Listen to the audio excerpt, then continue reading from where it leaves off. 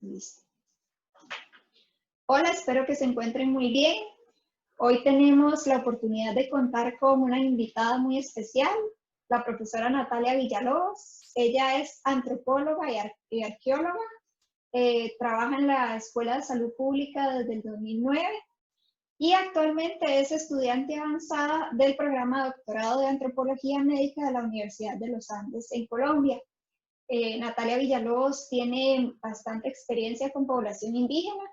Entonces, bueno, los dejo con Natalia, que nos va a contar la experiencia que tiene con la población indígena y posteriormente damos inicio a la clase.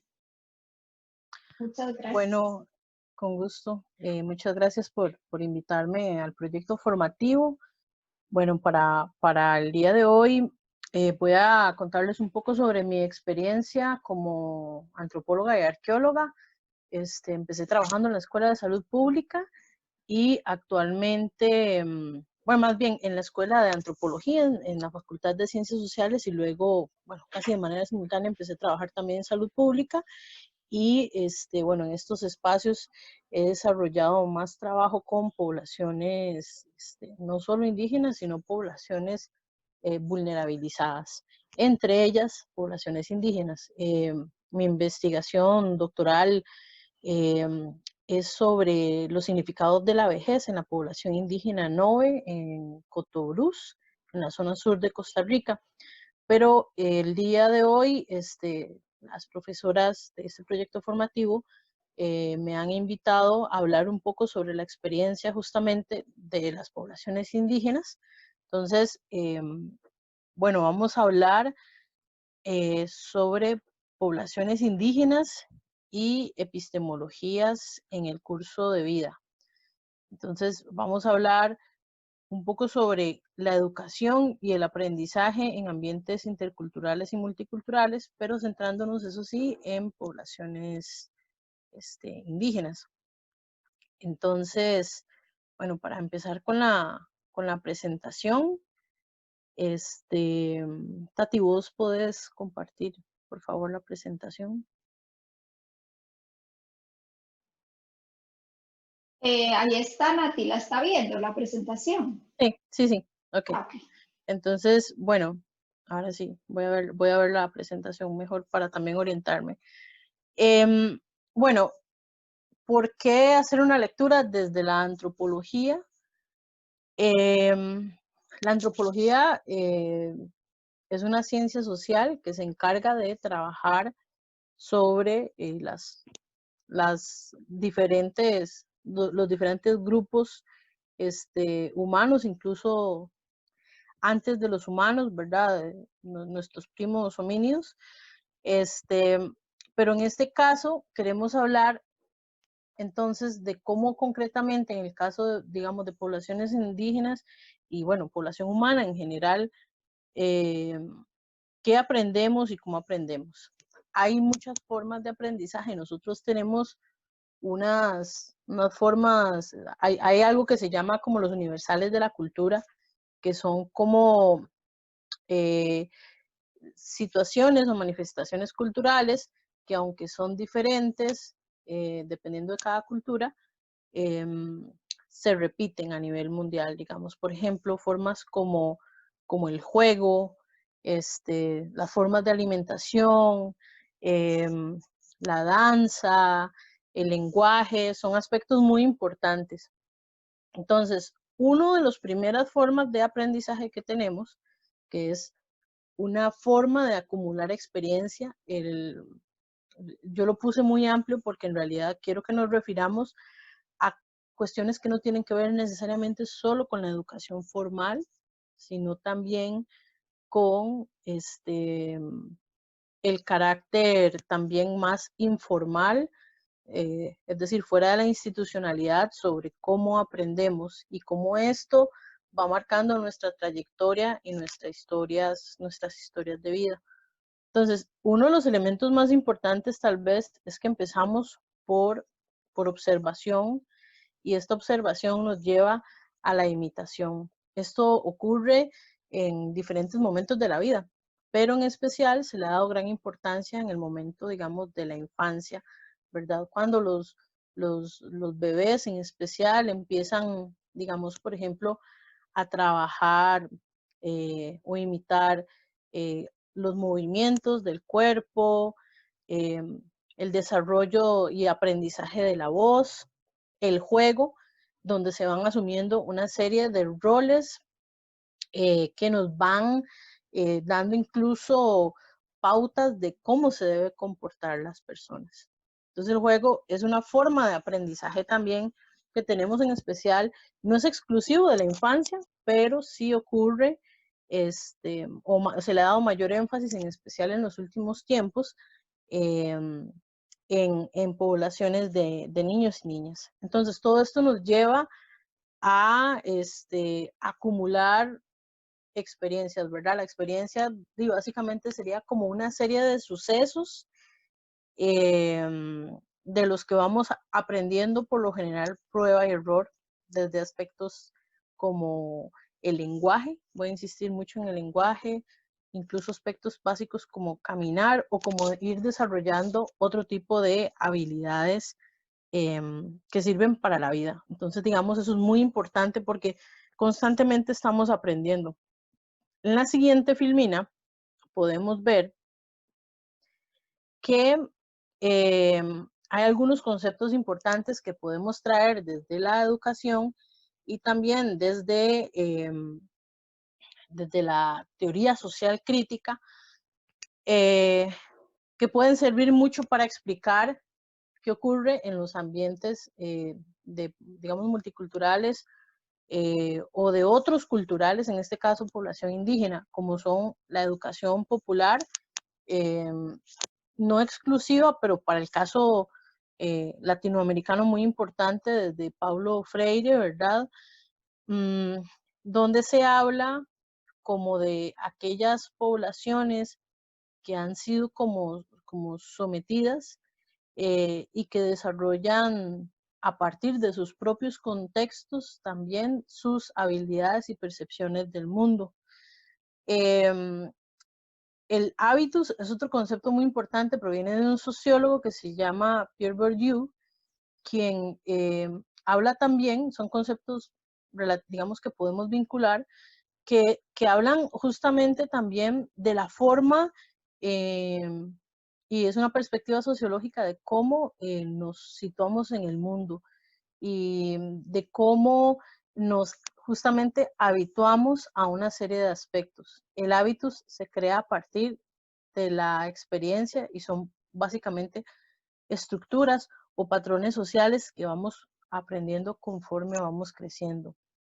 Hay otros conceptos importantes, por ejemplo, como el de poder, control, vigilancia y biopolítica, que podemos retomar de Michel Foucault, que es otro filósofo francés muy importante, que nos enseña que todo individuo actúa dentro de una sociedad con una serie de pautas que se rigen por el poder, es decir, por una forma de relación, muchas veces de forma más horizontal, a veces de forma más verticalizada, que estas pautas lo que pretenden tener es el control de la sociedad, ¿verdad? Imponer reglas, vigilan a las poblaciones, y este concepto de biopolítica es una idea de cómo a través del curso de la vida la política, en este caso de los estados, de los gobiernos, va dirigida también para generar como una especie de estándares, y en este caso la educación es muy importante. Hay una antropóloga colombiana que se llama Sandra Peraza, que habla justamente de esto en términos del cuerpo. ¿Por qué el cuerpo es importante? Porque el cuerpo es el primer lugar que habitamos y es el primer lugar que desde pequeños se nos acostumbra a someter a control. Entonces, todos estos conceptos aplican básicamente para cualquier población, pero los vamos a tratar también de entender en términos de las poblaciones indígenas. Ok, en la siguiente filmina podemos ver que estamos, como vamos a hablar de la población indígena, hay como una serie de taxonomías para determinar el curso de vida. como son la infancia, la niñez, adolescencia, juventud, adultez, ¿verdad? Y adultos mayores. Estas categorías hay que entender que necesariamente no son iguales en todas las culturas. Así, por ejemplo, la infancia, aunque se reconocen las poblaciones indígenas, hay conceptos como, por ejemplo, la adolescencia o la juventud, que son en realidad todos estos conceptos bastante modernos, y en el caso costarricense, particularmente costarricense, en términos de políticas de Estado, no tienen, ninguno de ellos tiene más de 50, 60 años de estarse aplicando. Nos hablan sobre cómo también el Estado va ordenando políticas en torno a las poblaciones. Entonces, digamos, en el caso de la infancia, la niñez y la adolescencia y la juventud, hay uno de los elementos más marcados, además de los sistemas de salud, son los sistemas educativos formales en los cuales se desea, digamos, la inserción de las poblaciones para que adquieran un oficio y adquieran elementos, digamos, de cultura general y que los lleven a formar y ser ciudadanos que sean además económicamente activos en cierto rango de la vida. ¿Por qué esta taxonomía es importante? Porque también en el caso de las poblaciones indígenas, en cada etapa se viven aspectos diferentes e interesantes. Por ejemplo, a nivel de la infancia, en el caso de las poblaciones indígenas, el aprendizaje de la lengua es súper importante y la lengua tiene un valor muy importante en torno a la identidad de los pueblos. Conceptos tan básicos como, por ejemplo, la lluvia, para que tengamos una idea, nosotros tenemos un montón de conceptos que entendemos o con los que podemos denominar, por ejemplo, la intensidad, la cantidad, cómo nos afecta o no. Mientras que si nosotros no vivimos en una sociedad, por ejemplo, donde no tenemos nieve, posiblemente tengamos pocos conceptos en torno a este fenómeno porque no lo vivimos. Entonces, el lenguaje forma la cultura también y el medio ambiente, aunque no quiero caer en determinismos ambientales, pero sí forman también pues nuestra experiencia de vida. Cuando hablamos en términos de educación, por lo general, en el caso de la niñez y la adolescencia y la juventud, estamos hablando de sistemas educativos formales. No en todos los pueblos indígenas necesariamente hay sistemas de educación. En el caso costarricense, tal vez somos una excepcionalidad, pero hay lugares en donde esto necesariamente no ocurre. Y ahora, pues más adelante trataré de explicar algunas experiencias, porque la idea no es centrarnos solo en la educación formal, sino también en otras formas de conocimiento.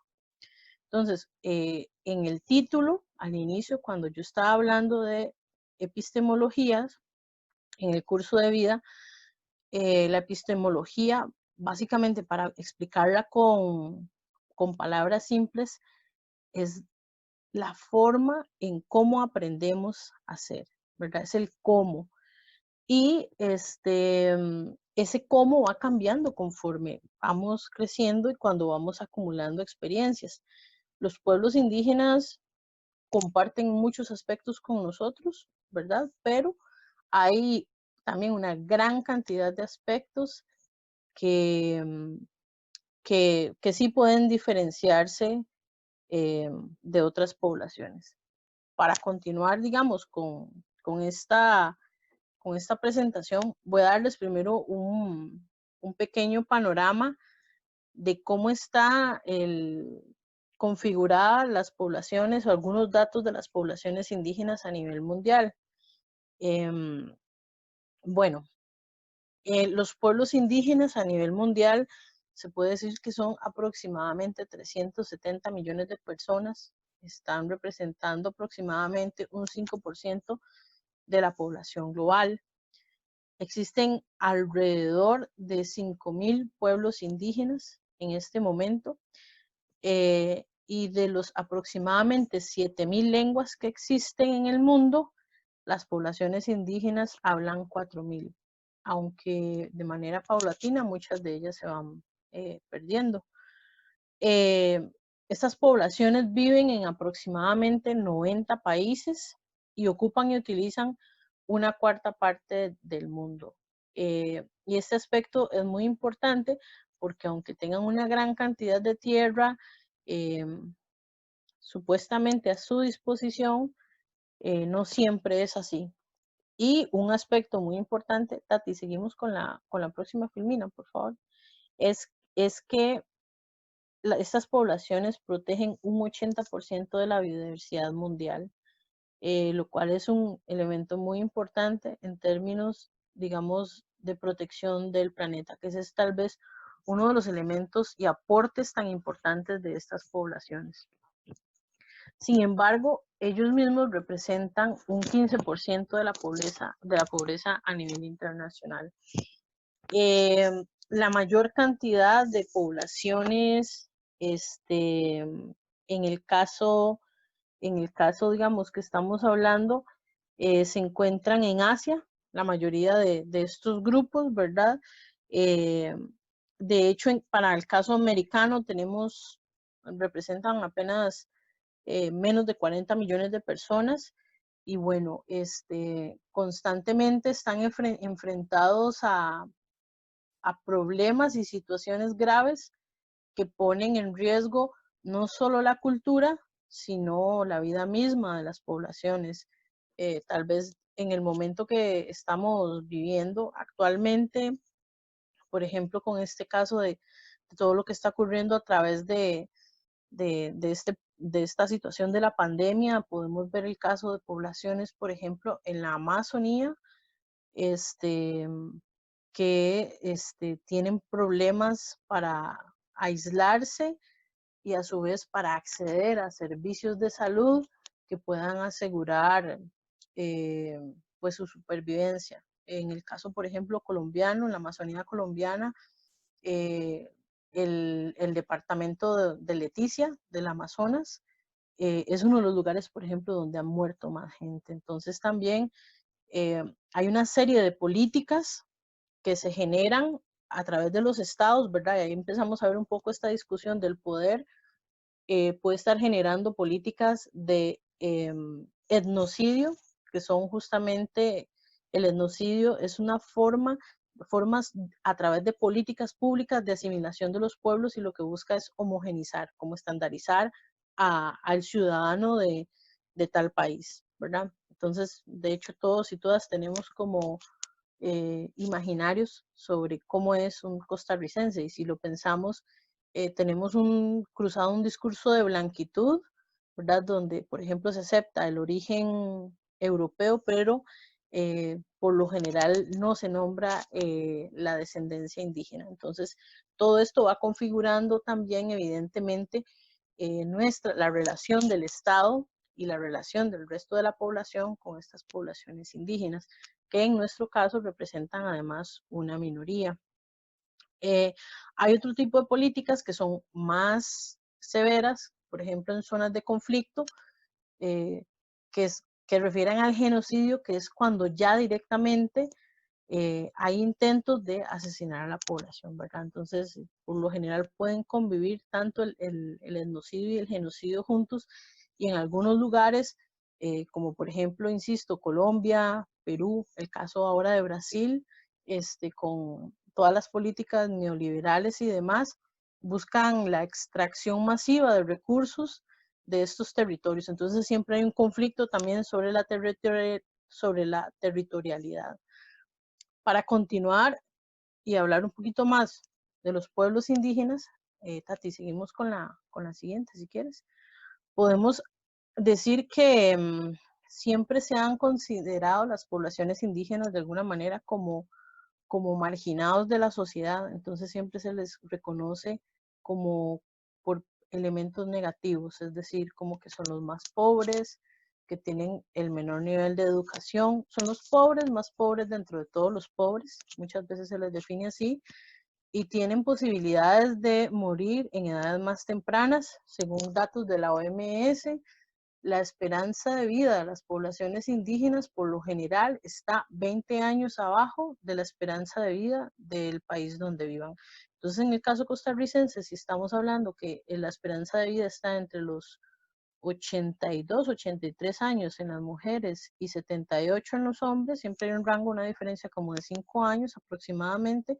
En las poblaciones indígenas estaríamos diciendo que ese mismo rango de edad está entonces en las mujeres a los 62, 63 años y en los hombres a los 58. Entonces son datos a los que tenemos que poner mucho cuidado porque también nos empiezan a hablar de las inequidades y las desigualdades bajo las que estos sectores de las poblaciones viven. Otro dato interesante es que los niños nacidos en familias indígenas a menudo viven en zonas alejadas, entonces hay una serie de barreras como la barrera geográfica, la lingüística, la cultural, la económica, que dificultan más el acceso a muchos recursos, en el caso a nivel económicos, materiales, educativos, y que, y que los ponen en desventaja con el resto de las poblaciones, ¿verdad? Y de esa misma manera, las formas de atención en salud, la calidad de la educación que se les brinda, y la forma de, digamos, de justicia, y la participación en sociedad, ¿verdad? Entonces, son poblaciones minoritarias. En el caso costarricense, por ejemplo, representan, según el último censo que se hizo hace prácticamente 10 años, del 2010, 2011, representan solo el 2.4, 2.7% de la población. Si comparativamente lo pensamos con lugares como Guatemala, o Bolivia, donde representan un 70% de la población. Algunas organizaciones pueden afirmar que hasta un 90%. ¿Qué es lo que tienen todas las poblaciones en común? Todas estas poblaciones indígenas, que su cuota de poder y de representación ante, por ejemplo, los estados, los gobiernos, es mínima. Entonces, siempre siguen estando en desventaja. Hay muchas informaciones, ¿verdad? Pueden encontrar entre el Banco Mundial, de las Naciones Unidas y demás, que les pueden brindar como esta información. Entonces, para entrar en el caso un poco costarricense ya, primero, ¿cómo se les tiene que denominar? Según el convenio 169 de la OIT, se les debería decir comunidades, etnias o pueblos. Tati, podemos seguir con la siguiente, Filmina. Muchas veces la gente usa de forma indiferente o deliberada grupo, pueblo y demás. Por el convenio 169 de la OIT, que es el convenio sobre pueblos indígenas y tribales en países independientes, en el caso costarricense firmado desde el año 1992, se habla que se debe referir a ellos como pueblos indígenas por ser más acorde con las reivindicaciones políticas de las sociedades y por ser el vocablo adoptado justamente en instrumentos jurídicos. Tal vez más que cualquier otro instrumento, incluso a nivel nacional, el convenio 169 es el que ha representado, digamos que el mayor interés en las poblaciones indígenas por reivindicarse. Entonces también es muy importante el lenguaje que utilicemos con ellos. La siguiente filmina es para que se den una idea de dónde se ubican los 24 territorios, y cómo estos territorios, además, en especial en el sector sureste del territorio costarricense, están vinculados con las áreas silvestres protegidas en el caso costarricense. Entonces, digamos que es muy importante también entender ese vínculo que hay en el caso de las poblaciones indígenas entre, digamos, con sus tierras. ¿Por qué? Porque son lugares que ellos consideran pues donde habitaban también sus ancestros y donde ellos mismos han conformado su cultura. Entonces esto es un aspecto muy importante para hablar de la educación a través de la vida de las poblaciones, porque no tiene que ver solo con la noción del tiempo presente, sino también con la idea de la identidad y la trascendencia misma del pueblo, en especial en aquellos pueblos indígenas en donde todavía se habla su lengua materna. Estos elementos son sumamente importantes porque justamente incluso la tierra les permite tener más derechos, aunque muchas veces estos son violentados de muchas formas. En la filmina siguiente les enseño un poco cuáles son los derechos de los pueblos indígenas. Hay más tal vez, pero estos son algunos de los que me llaman la atención porque todos ellos tienen que ver de alguna otra manera también con formas de educación. Aquí resalto el convenio 169 de la OIT, la Declaración Universal de los Derechos Humanos. Por ahí también está la Convención Internacional sobre la Eliminación de todas formas de discriminación.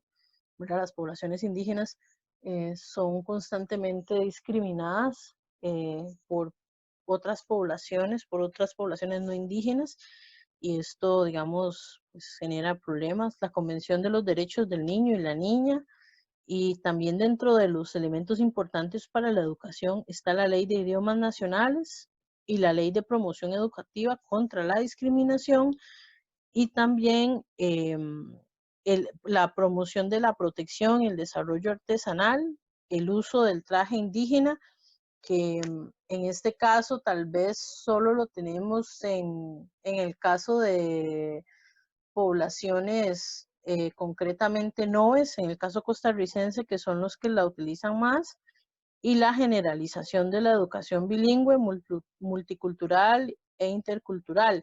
En este caso, digamos, este marco de referencia no cubre solo poblaciones indígenas, en el caso costarricense, sino también poblaciones afrodescendientes y también poblaciones asiáticas, más las poblaciones blancas o mestizas, que pues son como los 4 grupos étnicos más importantes que existen en el caso costarricense. Bueno, ¿por qué es importante hablar de esto? En el marco jurídico educativo y de salud hay si ponemos la situación de lo que les he contado hasta ahora, hay una balanza que muchas veces desfavorece a las poblaciones indígenas. ¿De qué manera? Tati, tal vez nos vamos a la siguiente. Uno trata de que, bueno, las poblaciones indígenas tienen elementos, digamos, que pueden ser positivos, pero que muchas veces se les ha dado la connotación negativa, en este caso a nivel socioeconómico, geográfico, idiomático y cultural. Aquí, digamos, estas fotografías muestran un poco la realidad de las poblaciones indígenas, ¿verdad? Por ejemplo, en las zonas, la primera de arriba, en Punta Urica, que es una zona lejana, incluso para poder acceder a este territorio es más fácil entrar por Panamá, o en la segunda, que es en el territorio Cotobruz, donde, digamos, los territorios indígenas no cuentan necesariamente con las comodidades que tenemos muchas personas aquí que vivimos en el Valle Central o en otras regiones donde, digamos, los accesos son menos complejos, ¿verdad? Donde hay calles, a veces trillos, o digamos en ciertos lugares como Alto Telire, que la única forma de llegar de forma rápida en caso de emergencia es a través de helicóptero. Entonces, digamos que son lugares que están restringidos y hay zonas que para caminar hay que durar 3 días para poder llegar. Entonces, quienes sean prestatarios de los servicios, sean a nivel jurídico, a nivel de salud, a nivel de educación, en cualquiera de esos ámbitos que ustedes se lo imaginen, hay que trabajar, hay que hacer un trabajo en red, hay que capacitar, ¿verdad?, para ingresar a estos territorios y y cada una de las comunidades que componen ese territorio. Y el otro elemento más importante es también la sensibilización, en especial de poblaciones no indígenas y también de las mismas poblaciones indígenas, porque aunque existen los derechos culturales, ellos en tanto sujetos civiles también tienen derecho a conocer la cultura general y tener los mismos servicios con los que cuenta el resto de la población, en este caso costarricense. Entonces, para seguir y meternos un poquito más con el tema, eh, podemos ver, hay un dilema existencial en términos de educación formal, ¿verdad? Versus educación no formal. Tati, podemos pasar tal vez a la siguiente. Y aquí, digamos, quiero resaltar algunos aspectos. Las poblaciones indígenas pueden ser multiculturales. Entonces, ¿qué quiere decir esto? Eso quiere decir que pueden tener su propia cultura, sus propias nociones, pero además, estas se pueden compartir con otras. Por ejemplo, hay niños que crecen en ambientes que son multiculturales porque además su padre o su madre es alguno de los que es indígenas, el otro tal vez no lo es necesariamente, o provienen de pueblos indígenas diferentes. Por ejemplo, yo tengo amigos que el muchacho, el papá de los niños es Nove y la esposa es Cabecar. Entonces, la multiculturalidad son ambientes en donde conviven diferentes culturas, ¿verdad? Una sola persona puede ser un ser multicultural porque sus sistemas de aprendizaje provienen de diferentes referentes culturales. Pero además, y esta es una palabra que muchas veces posiblemente estén oyendo ustedes, se habla de sistemas interculturales. Los sistemas interculturales tienen que ver más que todo ya con el tipo de relación que hay entre diferentes culturas. Puede ser indígena, no indígena, afro, gitano, no sé, pueden imaginar, digamos, muchas formas. Aquí lo que tiene que ver es cómo es ese tipo de relación, si es un trato más de tú a tú, si hay un trato, en este caso horizontal o más verticalizado. Mm, a través de los sistemas educativos y lo que me han contado muchas veces adultos mayores, por ejemplo, en la Costa Rica de hace 50 años, por ejemplo, muchas de estas poblaciones tenían prohibido hablar su lengua. O incluso el desplazamiento, no tanto para poblaciones no indígenas, pero yo no sé si ustedes saben que en el Valle Central otras poblaciones, como por ejemplo las los afrodescendientes, afrocaribeños u otros afrodescendientes, tenían prohibido entrar a San José. Entonces incluso eh, nosotros hemos muchas veces delimitado el concepto de lo que es ser indígena o cualquier grupo étnico, muchas veces fijado, perdón, en elementos fenotípicos, es decir, la apariencia física de las personas. Pero hay otro tipo de aspectos que tienen que ver más con la cultura, por ejemplo, que necesariamente no tienen una manifestación o no son tan eh, fáciles de percibir a simple vista. Entonces, es muy importante para quienes han visto, por ejemplo, poblaciones noves, en el caso costarricense, que son las mujeres que visten estos vestidos muy coloridos, un elemento de identidad y de aprendizaje de su cultura pasa por el hecho de trabajar sobre su propio cuerpo, ¿verdad? Entonces el cuerpo, insisto, es una experiencia, es el primer lugar que habitamos. Los juegos propios, incluso como manifestaciones de la cultura, por ejemplo, los juegos del diablito, en el caso de los borucas, las formas en cómo aprenden los niños, ¿verdad? Ahora vemos que las sociedades incluso tienen maneras más sedentarias en las poblaciones indígenas. Los niños tienen espacios y la gente por lo general en zona rural uno tendería a pensar que tienen más opciones para la dispersión y generar actividad física. Sin embargo, esto no necesariamente es cierto y vemos cómo hay muchas condiciones, enfermedades y problemas que se consideran propios de poblaciones no indígenas que están presentes en las poblaciones indígenas. Entonces, un elemento muy importante a considerar también es el cambio cultural, es decir, no tenemos que tener la idealización de la población indígena como con taparrabo, que es una imagen muy también a veces de, de la televisión que nos han vendido, sino el derecho de ellos mismos también de reformar su cultura, eh, por ejemplo, las artesanías y demás, los bolsos que hacen ahora adaptados a, a aspectos propios de, o que no se considerarían propios de su cultura, ¿verdad? No sé, hacer bolsitos para celulares y otras cosas.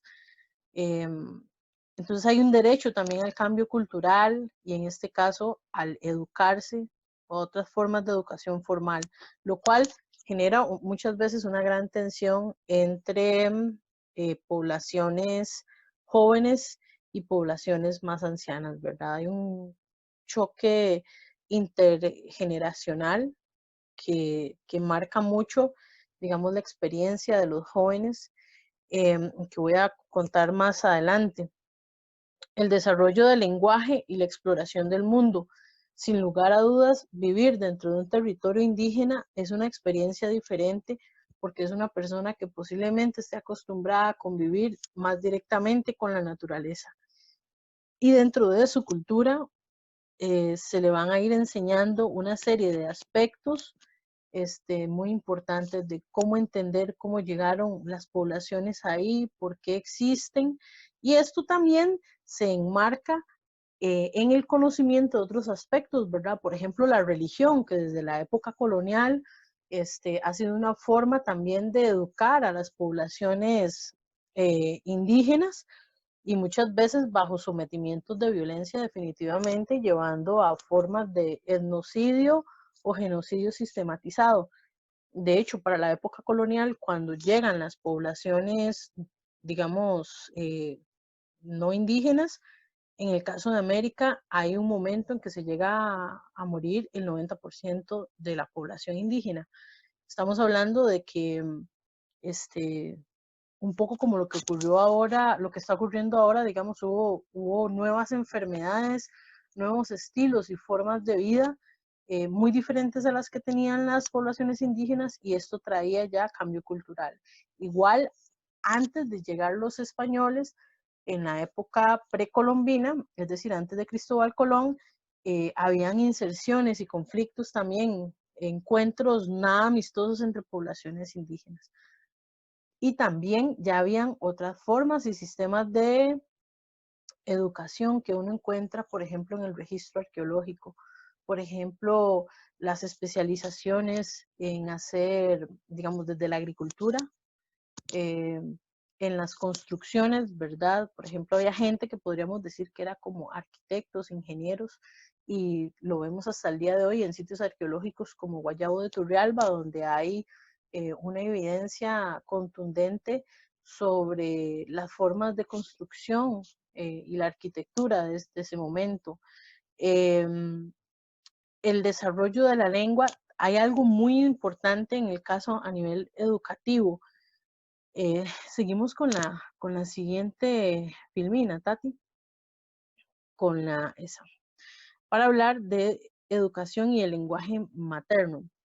En el caso de las poblaciones indígenas actuales, contamos con 8 pueblos indígenas, de los cuales todavía hay 4 pueblos indígenas que hablan su lengua materna.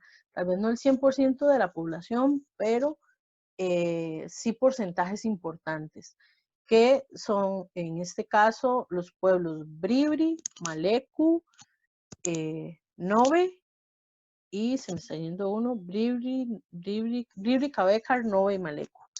En el caso de las poblaciones de otros pueblos como la Boruca, la Teribe, los chorotegas, ya no, ya su lengua, digamos, se ha perdido, aunque hay un intento por digamos, revitalizarlo, como en el caso de la población Teribe y Cabecar, porque, perdón, de la población Teribe y Boruca, porque hay teribes todavía del lado panameño. Entonces también hay formas de reinventar la cultura y en este caso, digamos, eso dentro de la antropología se conoce como la etnogénesis, que es a partir de diferentes manifestaciones culturales que la cultura, en este caso de pueblos indígenas, se vuelve a fortalecer. Cosas importantes de relación de la educación con las poblaciones indígenas. En el caso de estas 4 poblaciones que yo nombraba, y en el caso en general de las poblaciones que todavía existen, en el caso costarricense, son lenguas chibchas, ese es un origen común, ¿verdad? Y tienen una base de tradición oral. Y esto es un aspecto muy importante porque a diferencia de pueblos como por ejemplo hacia el sector de Sudamérica, hacia el norte, en Guatemala, ¿verdad? En otras partes de Centroamérica o incluso hasta México, que habían poblaciones, por ejemplo, de tradición maya, que aún conservan o pueden leer los glifos. En el caso de nuestras poblaciones, estas poblaciones eran con una base de tradición oral. Eso quiere decir que se hablaba, pero no se escribía. Entonces, hasta el día de hoy, tenemos muchas veces sectores o segmentos de población que son bilingües y que se puede decir incluso que hablan 2 lenguajes diferentes, ¿verdad? Español noere, español cabecar, español bribri, español maleco, pero que necesariamente no lo hablan, en especial las poblaciones más grandes, adultas mayores. Y en el caso de los niños, que por lo general su lengua materna viene a ser la primera lengua que aprenden en muchas ocasiones, al enfrentarse a los sistemas educativos formales, dígase desde preescolar, escuela, kinder, escuela, colegio, universidad, muchas veces, en especial en los años iniciales, se les deben aplicar adecuaciones curriculares, muchas veces porque se les considera que tienen algún problema a nivel incluso de aprendizaje, pero lo que no se entiende es que aunque existe un problema, es sobre la lengua. Digamos, si yo siempre he oído novere, que de un momento a otro yo tenga que empezar a aprender una lengua, evidentemente eso me va a causar una barrera lingüística y una dificultad para aprender.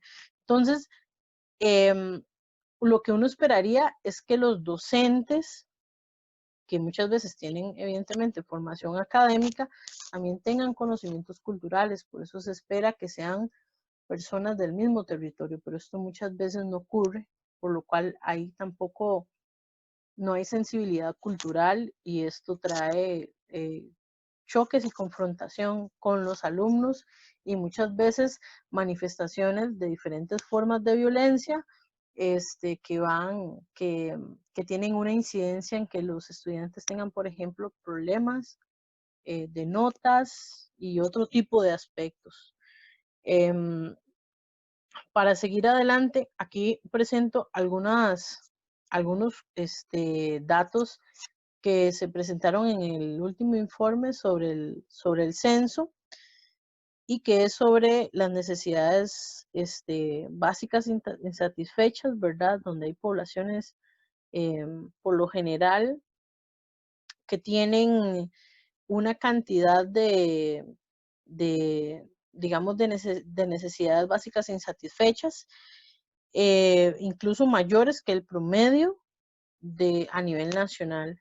Y también ocurre lo mismo con tecnologías de la información y la comunicación, ¿verdad? Donde aunque el acceso a celular, a computadora, a internet es importante, comparativamente sigue siendo insuficiente con respecto al promedio nacional. Para dar solo un ejemplo, el acceso a internet en Costa Rica para este momento era de un 63%, y en territorio apenas alcanzaba un 14.9%. Entonces, para que se den cuenta también como de las desigualdades. Yo quería cerrar esta pequeña charla haciendo hincapié en un aspecto muy importante, y es que no nos fijemos, o sea, hay que retomar los elementos y las carencias de las poblaciones indígenas, que tienen las poblaciones indígenas, pero también debemos aprender sobre los sistemas de aprendizaje de estas poblaciones. Tati, tal vez en la última, sí, y temas concretamente sobre, por ejemplo, el cambio climático, la inclusión de manifestaciones culturales propias de los pueblos. Creo que es importante retomarlos, el lenguaje, el vestido, las artesanías y demás, que además, aunque nosotros las vemos como artesanías, no solo son artesanías, tienen otros elementos. Los lenguajes indígenas, ¿por qué no podemos aprender algunos elementos o conceptos básicos sobre estas? La relación con el medio ambiente que nos tiene, por ejemplo, en medio de una crisis ambiental súper compleja, y con ello también el manejo de ecosistemas específicos, como por ejemplo las zonas de humedales. También otras formas alternas de salud con el manejo de medicinas, por ejemplo, también otras formas de aprendizaje como son la partería y demás, que aunque tenemos un sistema de salud sólido y fortalecido, hay muchos elementos que se pueden aprender y otros oficios, ¿verdad? Que podríamos estar pensando que serían importantes para fortalecer la cultura de cualquier pueblo, independientemente sea indígena o no indígena. Okay. Eso sería. Bueno, Nati, muchísimas gracias por su presentación. Yo tengo algunas consultas que hacerle. Bueno, una es, primero, ¿cuáles deberían de ser esas cualidades y esas características de un promotor de la salud que trabaja con población indígena o que tiene que ir a hacer, por ejemplo, un proyecto con población indígena? ¿Qué debería ser así como lo básico que tiene que conocer ese promotor de la salud para trabajar con esta población? Yo creo que, bueno, eso es un poco terapia de choque, porque en realidad la gente no está acostumbrada a ir, pero sin lugar a dudas uno pensaría que tienen que ir abiertos, ¿verdad? Con mucha empatía. Yo pienso que la empatía es muy, muy importante, ponerse como en el lugar de los otros, ¿verdad? Estar abiertos al conocimiento, estar abiertos incluso a la posibilidad de que todos los privilegios que tenemos nosotros en nuestros hogares no los vamos a encontrar allá, ¿verdad? Incluso el transporte a nivel climático es muy pesado a veces para la gente, ¿verdad? Si no está acostumbrado a esto. No contar con tantos recursos, en especial las nuevas generaciones, por ejemplo, que siempre quieren estar conectados a Internet, eso necesariamente no es posible siempre en territorio indígena. También encontrarse con situaciones muy complejas, ¿verdad? Entonces yo pienso que tiene que ser una persona, y no solo con poblaciones indígenas, sino con poblaciones en general, en especial en zonas, ir como con una muy buena actitud, ser bastante respetuosos, estar abiertos a aprender cosas nuevas, ¿verdad?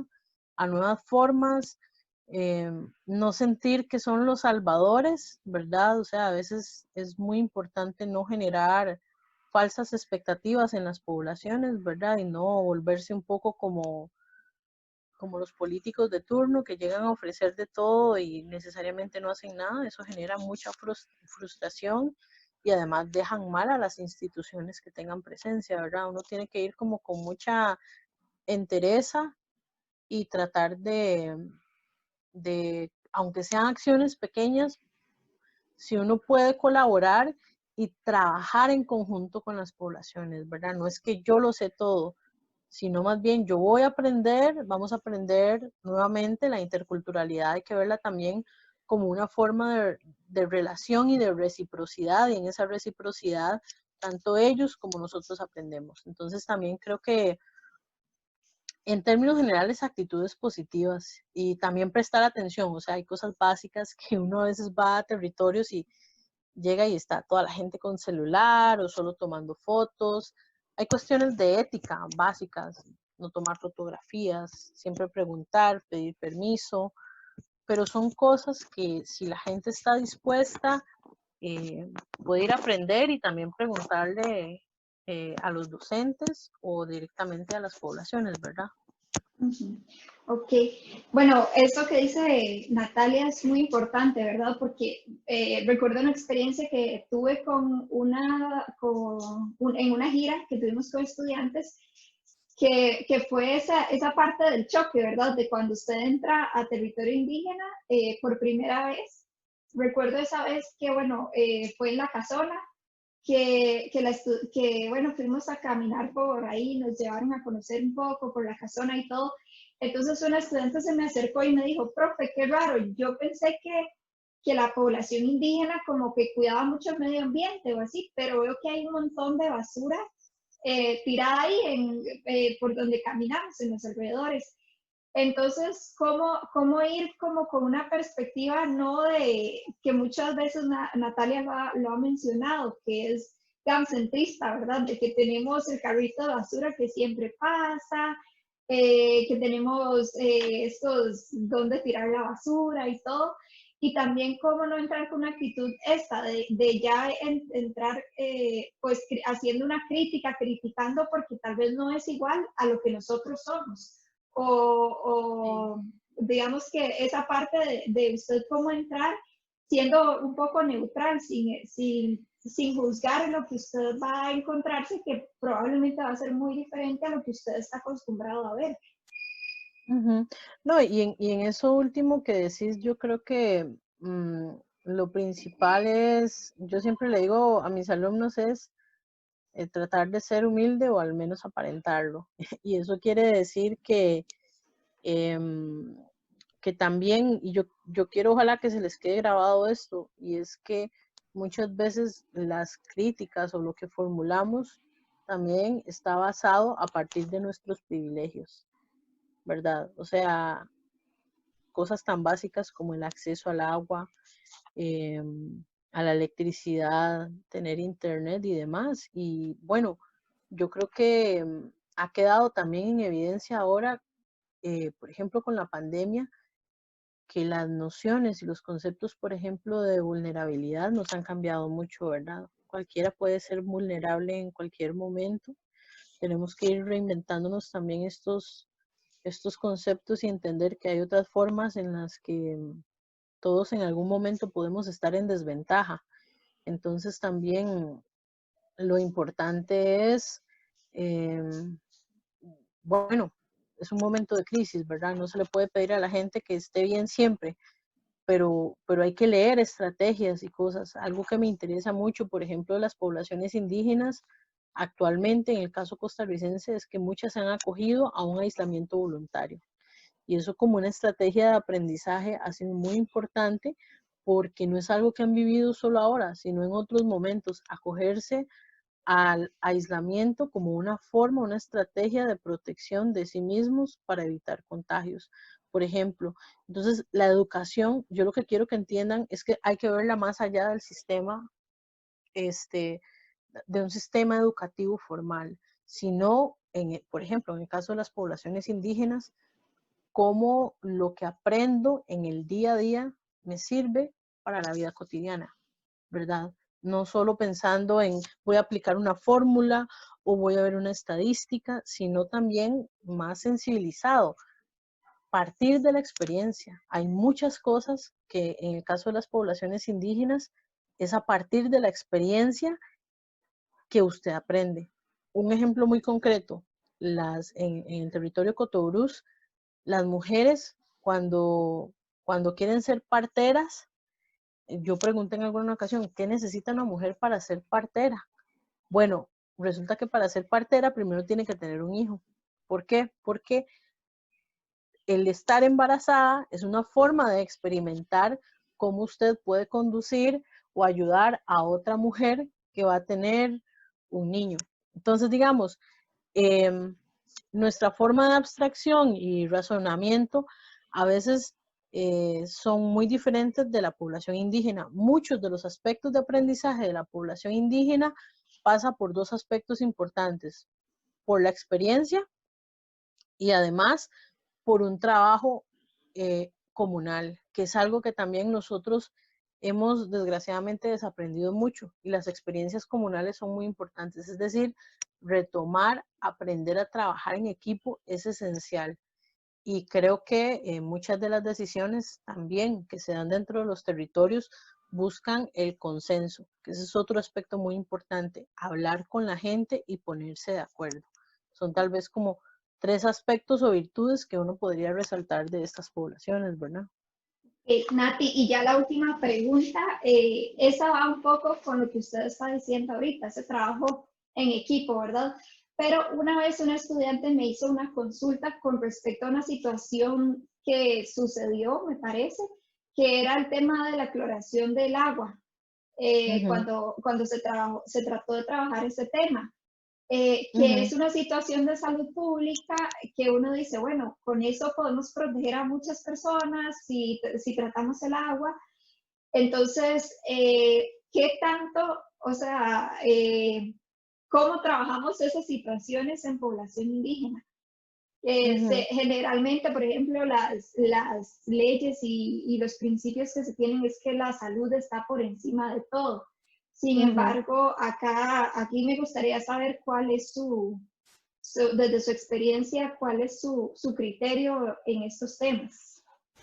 Sí, digamos, eso yo creo que cualquier persona que trabajemos desde el sector salud vamos a tener claro que hay una priorización de los derechos básicos de cualquier ser humano, y uno de ellos es la salud, ¿verdad? Es el principio, digamos, de perpetuar la vida, de mantener la vida, ¿verdad? Entonces, digamos que este caso en concreto que das, tal vez no es que no se puede trabajar ese tema. Lo que pasa es que tal vez el abordaje muchas veces tiene una percepción un poco simplista. Tal vez hay que investigar un poco más y también dialogar. Siempre recuerdo con el doctor Pablo Ortiz, que fue en el momento en que, por lo menos yo cuando empecé a trabajar con los noves en el 2009, nos contaba un poco de esa experiencia, que después junto con otras compañeras como la profesora Yesenia Montero se trabajó este tema de calidad de agua. Se decía, bueno, es que el agua para los noves está viva. Ese es un concepto súper importante, digamos, entender que para ellos incluso objetos o elementos que nosotros pensaríamos que son inanimados, como una piedra, para ellos puede tener puede tener una vida, ¿verdad? Entonces, digamos, por eso es importante la investigación, leer, y en eso yo sí siempre trato de invitar y motivar a los estudiantes a leer e investigar. Y no quedarnos ahí con las primeras 3 links que nos salió con Google, ¿verdad? Sino investigar en profundidad. Si algo nos apasiona, hay que investigarlo y tomárselo seriamente como científicos, si nos consideramos científicos, ¿verdad? ¿Qué es lo que hicimos? En esa ocasión lo que se hizo fue dialogar con ellos, porque el principio o la alternativa que se les había presentado en ese momento era hervir el agua, pero hervir el agua era matarla, ¿verdad? Entonces, lo que se les explicó fue el principio de cloración, por ejemplo, y el principio de cloración no lo veían mal porque lo interpretaron no como matar el agua, sino como curar el agua, ¿verdad? Entonces, a lo que me refiero es que el consenso es muy importante, no necesariamente siempre se va a tener de acuerdo. A ver, y tampoco no tenemos que hacer una idealización de las poblaciones indígenas. Los mismos problemas, conflictos que hay en cualquier otro lugar también se presentan dentro de los territorios, ¿verdad? Entonces la discusión es muy importante. Hay muchos proyectos que justamente también por no ir a las poblaciones indígenas o no comprenderlas, es que se fracasan en muchos proyectos, ¿verdad? Por eso es importante tener, por ejemplo, los famosos asesores culturales, que son asesores de lengua y de cultura, es decir, no es solo la traducción en sí misma, sino que son intérpretes de la cultura, y eso quiere decir que hacen que el intérprete te va a traducir, pero esas palabras que te va a traducir también te las va a poner en contexto. Y eso es muy importante, digamos, al trabajar con poblaciones indígenas. Tampoco las poblaciones indígenas están en la obligación de aceptar todo lo que llegue por fuera. De hecho, desde el 2018, desde marzo del 2018, en la Gaceta salió un comunicado que es que se les tiene que hacer una consulta formal a las poblaciones indígenas cuando se va a hacer una investigación o algo. Yo la hice, no a la asociación puede ser a la asociación de desarrollo o a las figuras que representan, digamos, a la población. Por ejemplo, yo la hice con el Consejo de Ancianos también del pueblo, que era además con la gente que iba a trabajar. Entonces, digamos, uno tiene que buscar el consenso, tiene que buscar incluso los consejos de ellos. Yo, por ejemplo, en mi tesis doctoral, tengo un asesor en Novere, digamos, o sea, más allá de las entrevistas y todo, hay un Nove que me asesora y va leyendo, digamos, los productos míos de la tesis, porque es una forma de respetar también no solo lo que yo digo, sino que no es anteponer mi conocimiento al de ellos, sino más bien tratar de ir como de la mano, trabajando en conjunto.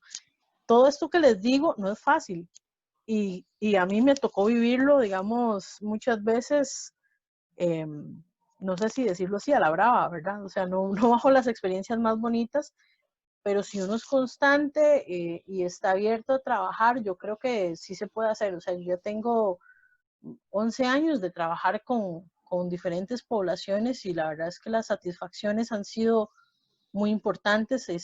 Ahora le contaba a la profe Tatiana que antes de empezar, que estamos trabajando, por ejemplo, con la caja, en hacer manuales de atención para población indígena en hospitales clase A, y se está trabajando sobre la atención propiamente en clínica VIH, en temas de oncología y cirugías mayores, para empezar.